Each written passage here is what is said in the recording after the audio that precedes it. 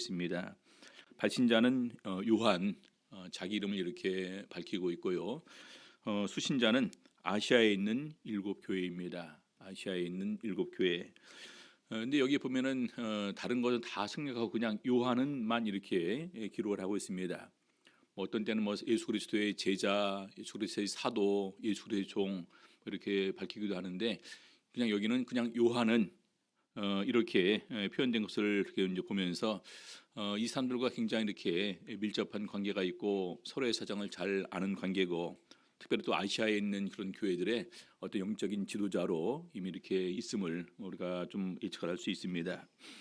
7교회에 이렇게 편지를 하는 것으로 되어 있는데요. 7교회 왜 7교회인가? 앞으로 나중에 이제 그 7교회의 2장부터 나오는 내용을 보게 되면은요, 그 교회의 정확한 모습을 평가하고 또 이렇게 그 진단해서 나중에 그 권면하는 내용으로 나오게 됩니다. 그 교회가 어떤 점이 좋았었고 지금은 어떤 부분이 문제가 있고 또 어떻게 또 회개와 믿음의 격려를 하고 나중에 믿음의 승리를 하는 사람들에게 그들에게 주실 이런 그 상급을 이렇게 이제 합니다. 그래서 굳이 7교회를 언급했다는 것은 이 7교회를 통해서 전체 모든 교회가 나올 수 있는 가장 대표적인 부분들을 다 여기에 담아서 권면할 수 있다.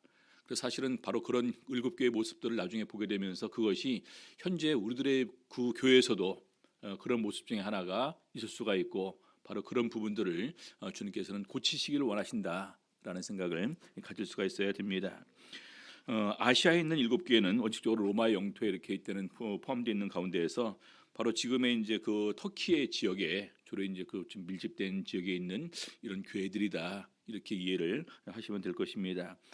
사실 이 교회들 외에도 골로새 교회도 있고요, 빌립보 교회들도 있고 여러 가지 그 교회들 다른 교회들도 사실 그 지역에 많이 있습니다만은 특별히 나중에 보게 되면은 7교회의 그 부분에서 대표적인 교회들의 모습이 있겠다 이렇게 생각을 할 수가 있습니다.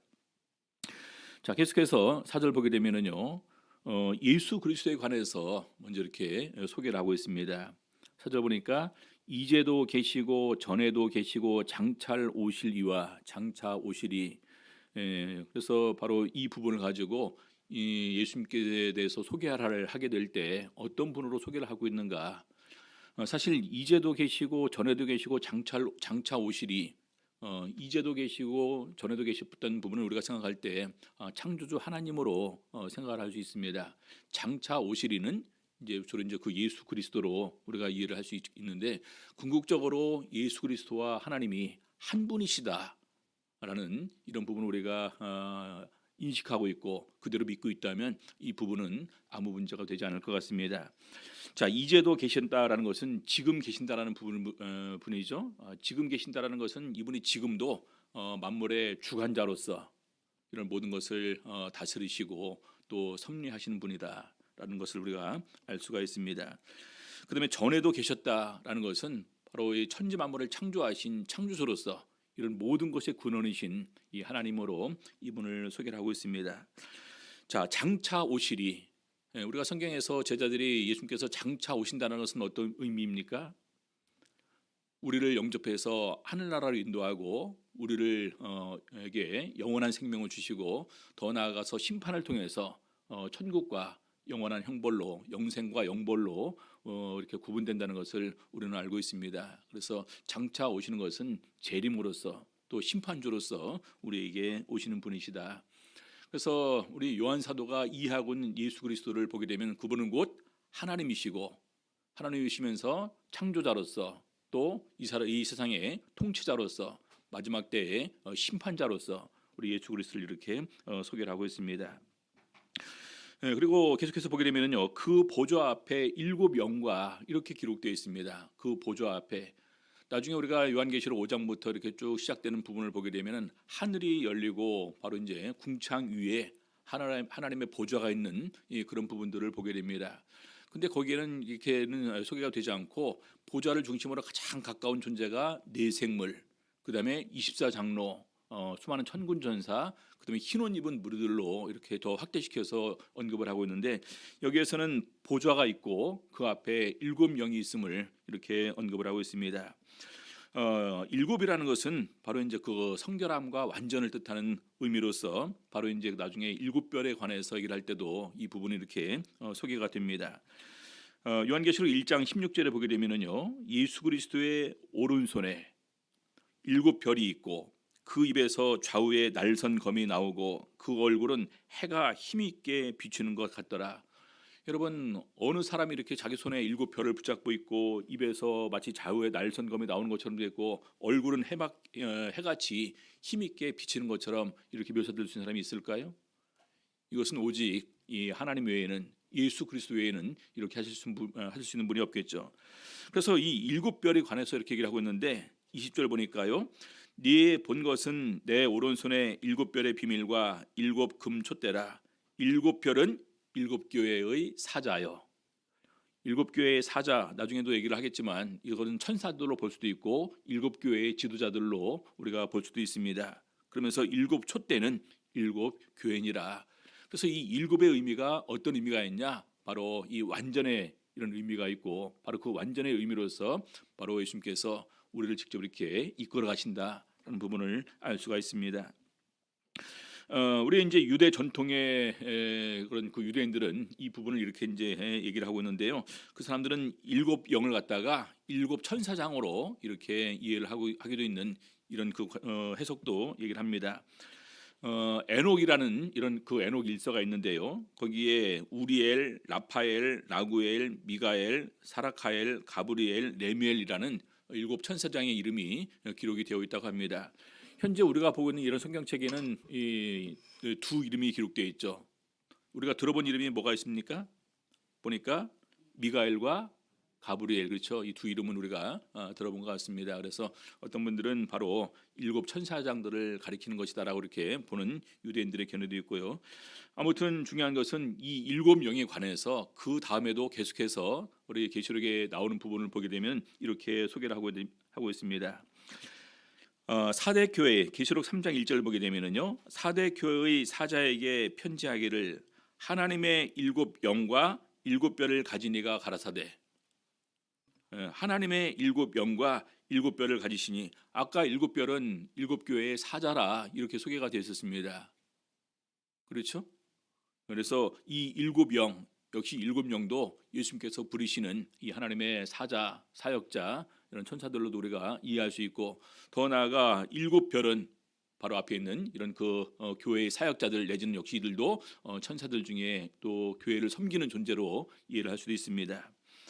자, 계시록 4장 5절 보니까요, 보좌로부터 번개와 음성과 뇌성이 나고 보좌 앞에 일곱 등불을 켠 것이 있으니 이는 하나님의 일곱 영이라. 하나님의 일곱 영이 일곱 등불을 들고 보좌 앞에 이렇게 서 있는 모습으로 또 묘사를 하고 있습니다.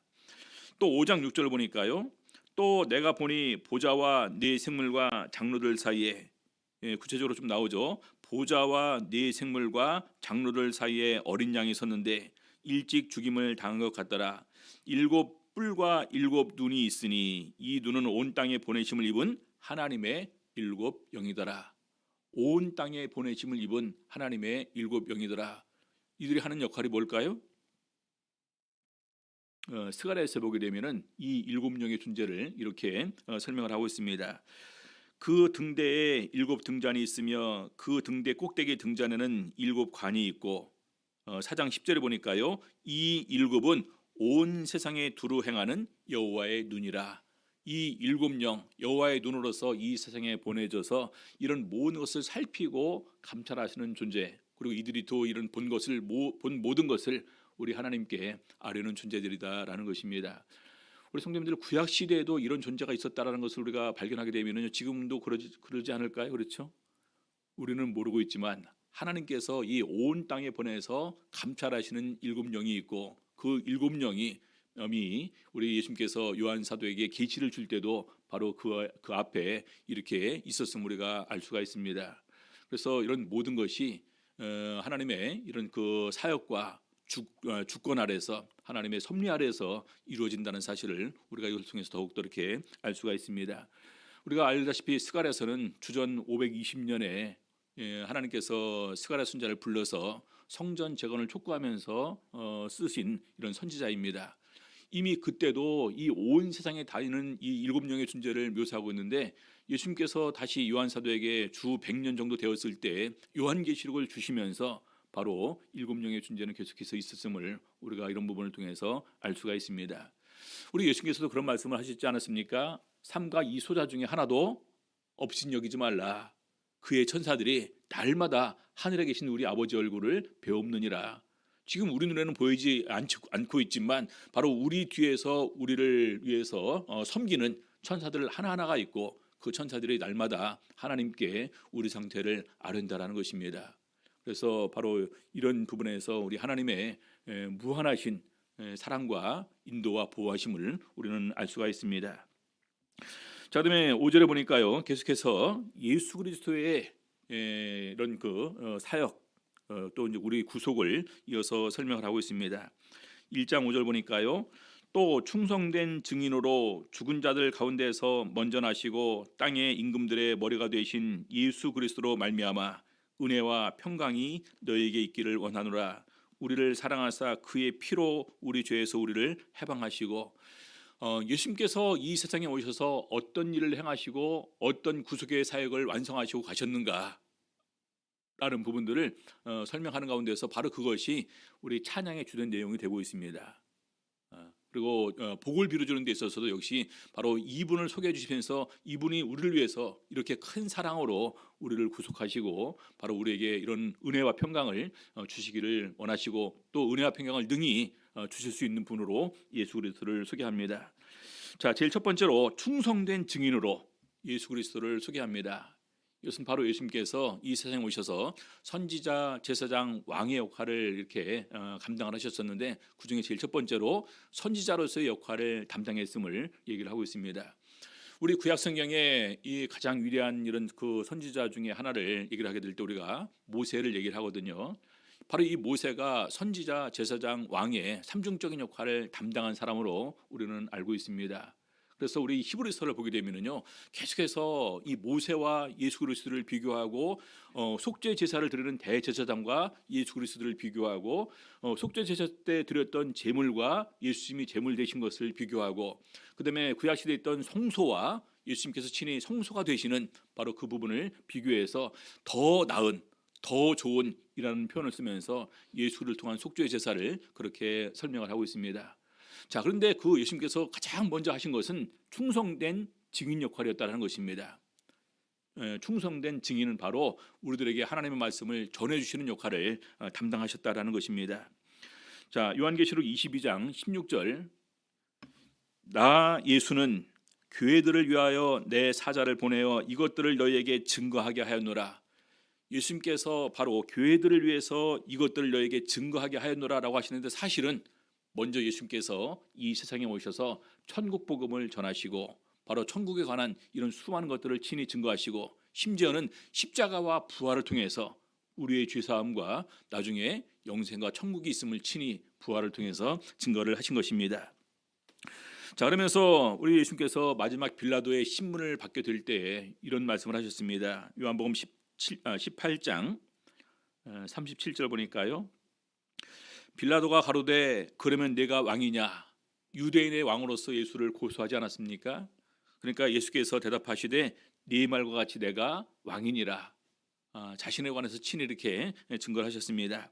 내가 이를 위하여 났으며 이를 위하여 세상에 왔나니, 이를 위하여 났으며 왕이 되기 위해서 또 이를 위해서 세상에 왔고 났다라는 이런 표현을 직접 이렇게 쓰십니다. 우리 마태복음 보게 되면은요, 천사가 요셉에게 예수 그리스도의 탄생에 관해서 소개하지 않습니까? 아들을 낳으리니 이름을 예수라 하라. 이는 그가 자기 백성을 저희 죄에서 구원할 자이심이라 하니라. 예수님의 사역의 내용을 이렇게 설명을 하고 있습니다. 근데 예수님께서는요, 유대인의 왕으로서 하나님께서 다윗과 약속하신 영원한 왕위의 이런 언약의 성취를 위해서 예수님께서는 오신 것입니다. 그래서 유대인의 왕이 될 뿐만 아니라 더 나아가 새롭게 만들어지는 하나님 나라의 왕이 되기 위해서 바로 오셨다라는 것을 이렇게 증거하신 것입니다. 그러면서 또 이유를 얘기를 하죠. 곧 진리에 대하여 증거하려 함이로다. 예수님께서 오신 것은 진리에 대해서 증거하려 함이로다. 어떤 진리입니까? 인생의 진리입니까? 여러분, 인생의 진리는 참 간단하지 않습니까? 태어나서 살다가 죽는 것, 누구도 부인하지 못하는, 누구나 다 알고 있는 인생의 진리는 바로 그것이라고 이렇게 얘기를 합니다. 근데 그것으로 끝납니까?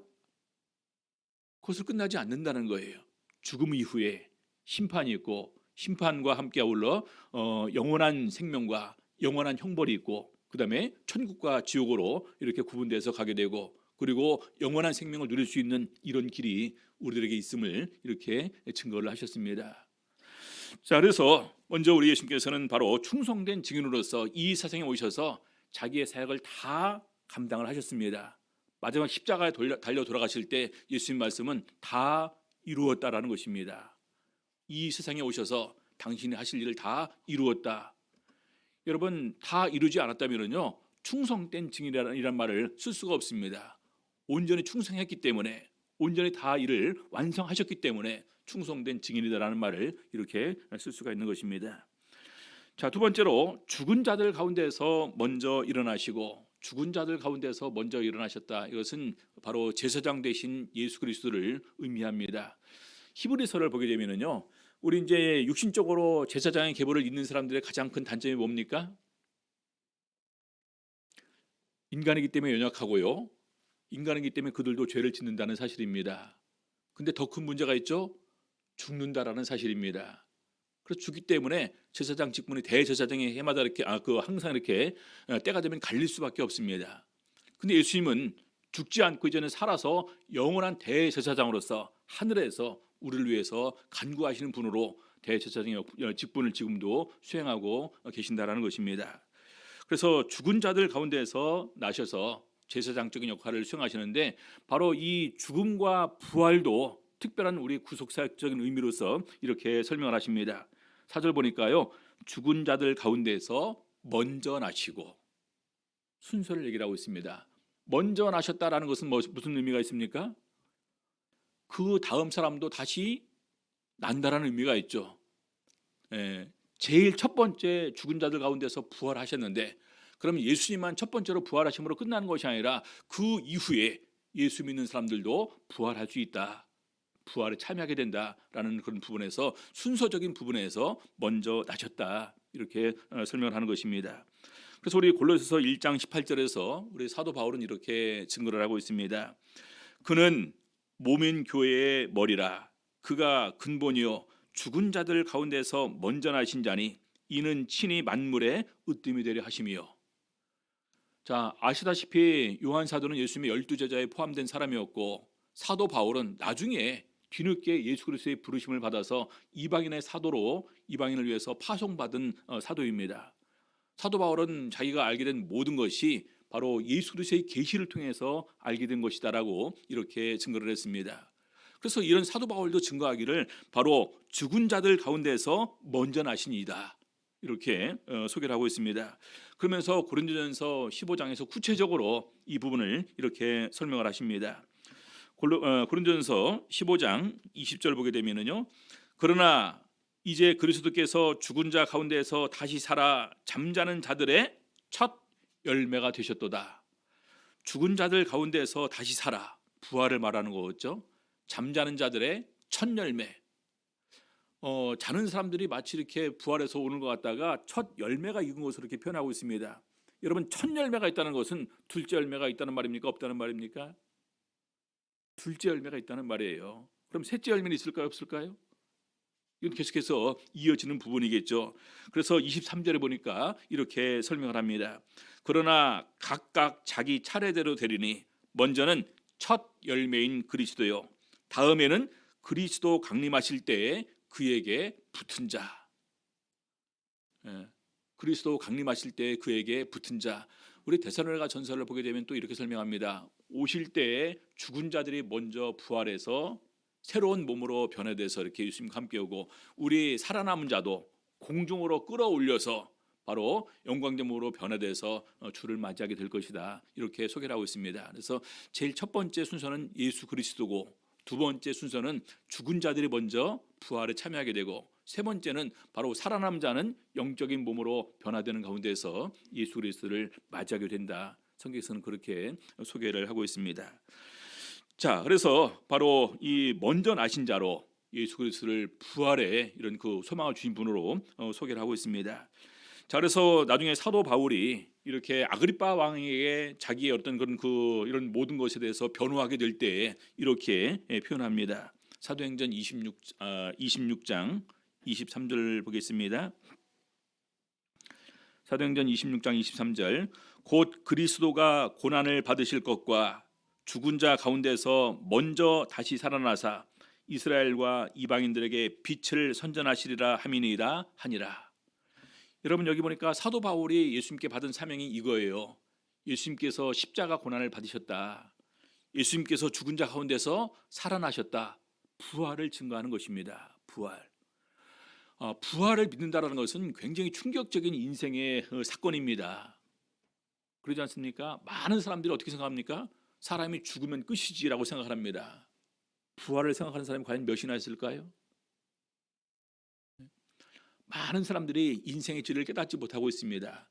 우리 솔로몬은 전도서를 통해서 인생의 진리를 깨닫고 짐승의 혼은 땅으로 내려가고 사람의 혼은, 사람의 신은 그 주신 하나님께로 돌아가는 것을 누가 알랴? 알지 못한다는 얘기죠. 깨닫지 못하고 우리가 마치 인생의 진리를 사람들이 다 알고 있는 것처럼 생각하지만 사실은 모르는 가운데에서 알고 있는 것처럼 착각하고 지내는 경우가 더 많고, 설사 조금 깨달았다 할지라도 그것을 마음에 두지 않고 살다가 죽는 것이 우리 인생의 대부분의 삶의 모습인 것을 우리는 알고 있습니다. 그래서 우리 바로 이 요한 사도를 통해서 요한은 다시 한번 증거하기를 예수님께서 바로 죽은 자들 가운데서 먼저 부활하신 분으로 우리에게 소개를 하면서 우리에게 부활의 소망이 있음을 다시 한번 강조하고 있는 것입니다. 자, 세 번째로 그다음에 땅의 임금들의 머리가 되신 예수 그리스도로 소개합니다. 땅의 임금들의 머리가 되신 예수 그리스도. 이 땅 위에 수많은 나라가 있고 수많은 왕들이 있습니다. 근데 그래봤자 그 나라 영원히 보존될 나라도 아니고 그 왕들도 영원히 왕이 있을 수가 없습니다. 진정한 나라와 진정한 왕은 예수를 통해서 세워지는 하나님의 나라와 바로 예수님께서 그 나라의 왕이 되심을 통해서 바로 영원히 변치 않을 이런 하나님의 나라가 세워지게 되는 것입니다. 그래서 이 왕 되신 그리스도라고 되어 있는데 우리 시편 89편에 보게 되면은 바로 여기에 대한 이런 그 예언을 이렇게 얘기를 하고 있습니다. 시편 89편 27절부터 29절까지 보겠습니다. 내가 또 저로 장자를 삼고 세계 열왕의 으뜸이 되게 하며 저를 위하여 나의 인자함을 영구히 지키고 저로 더불어 한 나의 연약을 굳게 세우며 또 그 후손을 영국케 하여 그 위를 하늘의 날과 같게 하리로다. 바로 이제 다윗 왕의 약속을 다시 확인하는 가운데서 바로 이어지는 메시아 예수를 통해서 세워질 나라와 예수 그리스도께서 영원히 다윗의 뒤를 이어서 왕이 되실 것을 말하고 있는 것입니다. 그래서 나중에 이 말씀이 바로 예수를 통해서 성취가 되게 되는 거죠. 자, 빌립보서 2장에서 우리 사도 바울은 이렇게 증거를 하고 있습니다. 빌립보서 2장 10절, 하늘에 있는 자들과 땅 아래에 있는 자들로 모든 무릎을 예수의 이름에 꿇게 하시고 모든 입으로 예수 그리스도를 주라 시인하여 하나님 아버지께 영광을 돌리게 하셨느니라. 우리 성도님들, 우리가 예수를 통해서 주여 주여 하면서 또 아버지 아버지 합니다. 예수님께서 모든 신의 모든 왕의 머리가 되셨습니다. 이 세상의 왕들이 더 높을까요? 예수님께서 더 높으실까요? 현재 우리가 이 세상으로 말하면 미국의 이제 그 바이든 대통령과 중국의 시진핑 이런 그 주석 누가 더 높습니까? 예수님과 그 두 사람을 비교할 수 있을까요? 비교할 수도 없고 비교해서도 안 되겠죠. 그렇죠? 그래서 우리 사도 바울은 예수의 이름 앞에 모든 무릎을 꿇고 영광을 돌리게 했다. 알고 보니까 바로 그분이 하나님이셨다라는 거예요. 빌립보서 2장 앞에 보게 되면은 바로 그는 근본 하나님의 본체시나 그는 근본 하나님의 본체시나 바로 하면서 예수 그리스도에 관해서 쭉 소개하고 있는 내용이 5절부터 이렇게 8절까지 나옵니다. 그리고 이어서 이 부분을 말씀하시는 거예요. 모든 무릎을 예수의 이름에 꿇게 하시고 모든 입으로 예수 그리스도를 주라 신하여 하나님 아버지께 영광을 돌리게 하셨느니라. 그래서 왕으로서 이 세상에 오신 분이십니다. 자, 그러면서 계시록 17장 14절을 보니까요, 바로 더욱더 구체적으로 예수 그리스도에 관해서 소개를 하고 있습니다. 저희가 어린 양으로 더불어 싸우려니와. 왜 성경에서는 그냥 예수님으로 바로 표현하면 될 걸 왜 어린 양으로 굳이 얘기를 할까요? 이것은 예수님의 십자가 구속을 염두에 두고 하시는 말씀입니다. 사도 요한 그 사도 전에 먼저 우리 세례 요한이 활동을 할 때 예수님께서 먼저 이렇게 이제 다니실 때 세례 요한이 예수님에 대해서 그렇게 증거를 합니다. 보라, 세상 죄를 지고 가는 하나님의 어린 양이로다. 구약 시대에 출애굽할 때 이스라엘 백성들의 가족을 구원하기 위해서 어린 양을 잡아서 그 피를 잡으면은 하나님의 사자가 넘어갔습니다. 그것이 유월절이었어요. 그렇죠? 그때 이스라엘 백성들을 구하기 위해서 희생된 어린 양처럼 예수님께서 이 세상의 모든 인류를 구원하기 위해서 희생되기 위해서 어린 양으로 오셨다라는 것입니다. 그래서 대신해서 죽어주셨음을 그렇게 표현하고 있는 거예요. 그래서 저희가 어린 양으로 더불어 싸우려니와, 이 어린 양은 누구냐? 만주의 주시요 만왕의 왕이심으로 저희를 이기실 터이요. 만주의 주, 만왕의 왕, 하나님 한 분밖에 없지 않습니까? 그래서 이 어린 양이 곧 바로 하나님이시다. 하나님이시면서 만왕의 왕, 만주의 주다, 이렇게 표현하고 있습니다. 자, 요한계시록 19장 16절 보니까요, 그 옷과 다리에 이름 쓴 것이 있으니 만왕의 왕이요 만주의 주라 하였더라. 그래서 바로 영원한 나라의 영원한 왕으로서 예수 그리스도를 이렇게 소개를 하고 있습니다. 그래서 우리 계시록 1장 5절에 보게 되면 땅의 임금들의 머리가 되신 예수 그리스도. 여러분, 왕은 어떤 역할을 하는 사람이냐면 통치자 역할을 하는 사람입니다. 그렇죠? 유일하게 영원히 통치할 수 있는 분은 예수님 한 분밖에 없습니다. 그래서 바로 땅의 임금들의 머리가 되신 예수 그리스도로 이렇게 소개를 하고 있습니다. 자, 계속해서 이런 분으로 말미암아 은혜와 평강이 너에게 있기를 원하노라. 여러분들, 이 은혜와 평강은 누구만 주실 수 있습니까? 하나님밖에는 주실 분이 없어요. 우리에게 어떻게 은혜와 평강을 주십니까? 그렇죠. 그래서 바로 은혜와 평강을 주시는 분이신데, 은혜는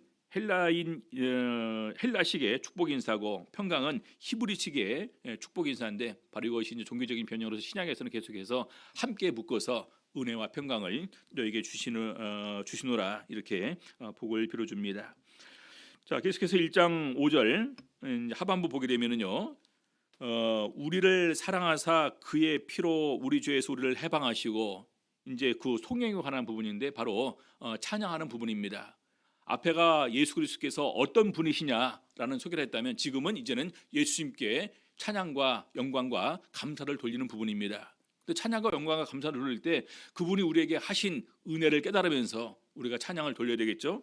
그래서 여기 보니까 첫 번째로 우리를 사랑하사 그의 피로 우리 죄에서 우리를 해방하시고, 이 부분을 이렇게 언급을 하고 있습니다. 여러분, 우리를 사랑하사, 우리 사도 바울은 바로 이것을 갖다가 십자가 죽음을 통해서 우리를 사랑하신 사랑을 다 증명해 주셨고, 우리를 대해서 얼마나 우리를 사랑하시는지를 확정해 주셨다, 이렇게 증거하고 있습니다. 로마서 5장에 보게 되면은요, 우리와 하나님과의 그 사이의 단계를 세 단계로 나누고 있습니다. 우리가 연약할 때, 우리가 죄인 되었을 때, 우리가 원수 되었을 때 라는 이런 세 단계로 우리와 하나님과의 관계를 표현하는 부분이 있습니다. 근데 그 가운데서 8절에 보니까 이렇게 소개를 하고 있습니다.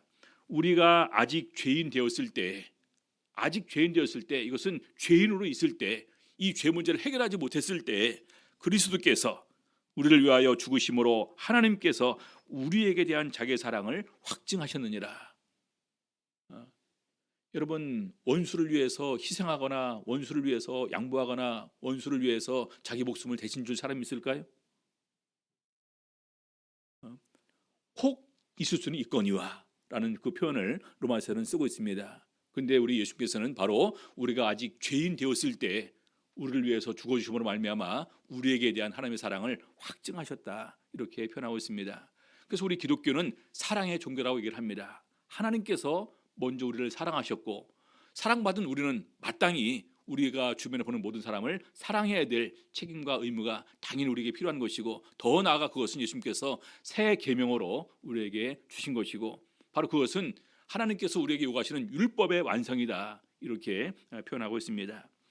자, 두 번째로 그의 피로 우리 죄에서 우리를 해방하셨다, 이렇게 말하고 있습니다. 여러분, 우리 인간이 지은 수많은 죄의 종류와 그 악한 죄를 우리가 어떻게 해결할 수가 있을까요?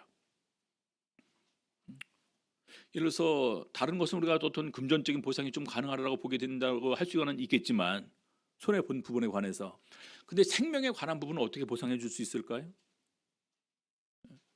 여러분, 우리가 수많은 사고로 우리가 불행하게 이렇게 죽음을 당하는 경우가 있습니다. 돈 받으면 그거 보상 받는 것으로 이렇게 우리가 생각할 수 있습니까? 안 되는 겁니다. 마음의 잠시간의 위로와 이런 부분만 되는 거지, 이것은 온전한 위로가 될 수 없는 것입니다. 그래서 그런 부분에서 진정으로 생명을 생명으로만 이렇게 우리가 교환하는 것으로 성경은 되어 있는데, 바로 그 우리의 생명을 구원하시기 위해서 예수님께서 대신 죽어 주셨음을 말씀하고 있습니다. 우리 창세기나 레위기서를 보게 되면 하나님께서 동물을 우리에게 양식으로 허락하시면서 피를 먹지 말라고 합니다. 이유가 무엇입니까? 피에는 생명이 있기 때문에, 모든 생물은 그 피가 생명과 일체다, 그렇게 얘기를 하고 있습니다. 근데 우리에게 주어진 운명이 죄의 결과로 말미암아 우리 모든 사람에게 죽음이 이르게 되었습니다. 죄로 말미암아 죽음에 오게 되고, 이 죄로 말미암아 모든 사람이 죽음에 이르게 되었습니다. 죽을 수밖에 없는 우리가 어떻게 죄 문제를 해결하고 살 수가 있냐? 이것은 생명 아니면 안 된다는 것입니다. 그래서 우리 히브리서에 보게 되면 피 흘림이 없은즉 죄사함이 사함이 없느니라, 그렇게 선언합니다.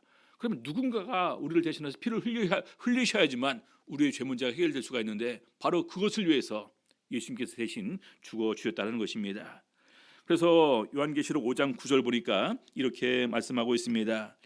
새 노래를 노래하여 가로되 책을 가지시고 그 인봉을 떼기에 합당하시도다. 일찍 죽임을 당하사 각 족속과 방언과 백성과 나라 가운데에서 사람들을 피로 사서 하나님께 드리시고.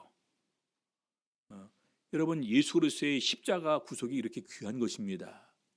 예수님께서 자기를 십자가에 대신 달려 돌아가시는 가운데서 그 피를 흘리셨습니다. 그 피의 혈액에 힘입어서 우리가 세례를 받을 때 우리 죄가 사함을 받는 것입니다.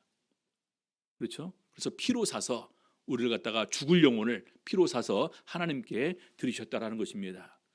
여러분, 우리 참예수교회 이름 설명할 때 우리는 그렇게 설명합니다. 참 하나님이 예수의 피로 세우신 교회. 참 그 이름 좋지 않습니까? 참 예수교회, 참 하나님이 예수의 피로 세우신 교회. 또 요한복음 8장 31절을 이용해서 너희가 내 말에 거하면 참 내 제자가 되고, 참은 하나님만 이렇게 얘기할 수 있는 분이시고, 내는 예수 그리스도, 제자는 바로 우리들 곧 교회를 의미합니다. 참 예수 교회. 그래서 참 봐도 이름 참 잘 지었다라는 생각 들지 않습니까? 그렇죠? 그래서 사람들을 피로 사서 하나님께 드리셨고, 그다음에 계속해서 6절 보겠습니다. 그 아버지 하나님을 위하여 우리를 나라와 제사장으로 삼으셨다는 것입니다. 우리를 하나님의 나라와 하나님의 제사장으로 삼으셨다는 것입니다. 우리 성도님들, 나라를 이루는 3요소가 있습니다. 한 나라가 이루어지기 위해서는 뭐가 있어야 됩니까? 국민이 있어야 되겠죠. 그렇죠? 그래서 우리를 하나님께, 아버지 하나님을 위해서 우리를 드렸습니다. 그리고 또 뭐가 필요합니까? 영토가 있습니다. 영토. 그래서 우리를 갖다가 하나님의 나라로 옮기셨습니다. 물과 성령으로 나지 아니하면 하나님 나라에 들어갈 수 없느니라. 그렇죠? 그 나라를 이루는 또 우리가 되겠죠. 그다음에 뭐가 필요합니까? 주권. 나라의 3요소는 국민, 영토, 주권입니다. 주권은 누구한테 있습니까? 예수 그리스도. 예수 그리스도께서 영원히 통치하시는, 영원한 왕으로서 통치하시는 왕으로서 이 하나님 나라에 들어가 있고, 또한 우리도 예수님과 함께 왕노릇하는 존재로 성경에서 그렇게 표현하고 있습니다. 그래서 우리를 나라와 제사장으로 삼으신 그 바로 예수님의 구속 사역을 이렇게 설명하고 있는 것입니다. 우리 베드로전서 2장 9절 보니까요, 베드로 사도는 우리가 영적으로 이렇게 변화되었음을 설명하고 있습니다. 베드로전서 2장 9절, 오직 너희는 택하신 족속이요 왕 같은 제사장들이요 거룩한 나라요 그의 소유된 백성이니. 여러분, 이 네 가지만 보더라도 우리가 하나님 안에서 영적으로 어떤 존재가 되었는가. 택하신 족속, 왕 같은 제사장들, 거룩한 나라, 그의 소유된 백성이니. 왜 우리를 이렇게 불러주시고 이런 은혜를 우리에게 주셨습니까? 이는 너희를 어두운 데서 불러내어 그의 기이한 빛에 들어가게 하신 자의 아름다운 덕을 선전하게 하려 하심이라. 자, 베드로 사도만 이렇게 얘기를 한 것이 아니라 예수님께서도 친히 사자를 보내서 요한 사도에게 이렇게 증거를 하셨습니다. 요한계시록 5장 10절 보니까요, 저희로 우리 하나님 앞에서 나라와 제사장을 삼으셨으니 저희가 땅에서 왕노릇하리로다 하더라. 여러분, 우리가 땅에서 왕노릇하게 됩니다. 왕노릇하면서 가장 좋은 것이 뭘까요? 마귀의 권세를 물리치고 귀신을 쫓고 제어할 수 있고, 이 세상에서 항상 우리가 왕으로서의 하나님의 자녀로서의 삶을 살 수 있도록 우리와 함께 하신다라는 것입니다. 자, 그래서 이렇게 해주신 분에게 우리가 바로 그분의 영광을 우리는 찬양해야 된다는 것입니다. 그래서 마지막 보니까 그에게 영광과 능력이 세세토록 있기를 원하노라 아멘 하면서 인사를 바치고 있는 것입니다. 우리 요한계시록 5장 13절 보니까 이렇게 소개를 하고 있습니다. 내가 또 들으니 하늘 위에와 땅 아래와 바다 위에와 또 그 가운데 모든 만물이 가로되. 이때 우리는 여기에 포함되어 있었을까요? 안 되어 있었을까요? 우리가 태어나기도 전에 요한 사도가 계시를 통해서 보니까 또 들으니까 하늘 위에, 요한 사도가 이것을 보일까요? 안 보일까요? 땅 위에와, 땅 위에는 좀 보일 수는 있겠네요. 다 볼 수는 없겠죠. 시야가 한정되어 있으니까. 땅 아래와 바다 위에와 또 그 가운데 모든 만물이 가로되. 다시 말해서 하나님께로부터 창조된 모든 만물이 바로 보좌에 앉으신 이와 어린 양에게 찬송과 존귀와 영광과 능력을 세세토록 돌릴지어다. 그래서 이런 모든 피조물 가운데 사실 우리 사람도 굉장히 연약하고 보잘것없는 존재입니다. 지금 이런 모든 피조물이 하나님께 영광을 돌리는데 우리 사람은 더더욱이나 영광 돌려야 되지 않겠습니까? 또 그 가운데서 직접 선택을 받은 우리는, 부르심 받은 우리는, 구원받은 우리는 얼마나 영광을 하나님께 돌려야 되겠습니까? 그래서 항상 우리가 입만 열면 바로 찬양과 감사와 기쁨의 영광을 하나님께 돌릴 수 있는 우리 성도님들이 되셔야 되는 것입니다. 묵도하시겠습니다.